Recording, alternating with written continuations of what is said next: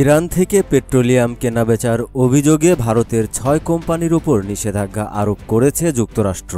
এর ফলে যুক্তরাষ্ট্রে বা মার্কিন নাগরিকদের নিয়ন্ত্রণাধীন যে কোনো স্থানে এসব কোম্পানির সম্পদ ও স্বার্থ ব্লক বা জব্দ থাকবে। ৩১ জুলাই বৃহস্পতিবার এক প্রতিবেদনে এ তথ্য জানিয়েছে ভারতীয় সংবাদ মাধ্যম এনডিটিভি। প্রতিবেদনে বলা হয়েছে, ইরানের পেট্রোলিয়াম ও পেট্রোকেমিক্যাল পণ্য কেনাবেচায় জড়িত থাকার অভিযোগে ৬টি ভারতীয় কোম্পানির উপর নিষেধাজ্ঞা দিয়েছে যুক্তরাষ্ট্র। মার্কিন পররাষ্ট্র দপ্তরের দাবি, এসব লেনদেন মার্কিন নির্বাহী আদেশ ১৩,৮৪৬ অনুযায়ী নিষিদ্ধ, কারণ ইরান সরকার এই আয়ের মাধ্যমে মধ্যপ্রাচ্যের সংঘাত উস্কে দিচ্ছে।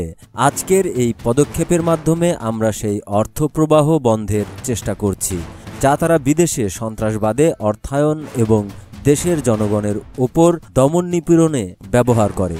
এই নিষেধাজ্ঞার আওতায় বিশ্বের আরও ২০টি প্রতিষ্ঠানের পাশাপাশি ভারতের ৬টি কোম্পানির নাম এসেছে। নিষেধাজ্ঞায় থাকা ৬টি ভারতীয় কোম্পানি হচ্ছে আল chemical solution private limited, global industrial chemicals limited, Jupiter Dyechem private limited, Ramaniklal S Gosalia and company, persistent Petrochem private limited এবং কাঞ্চন পলিমার।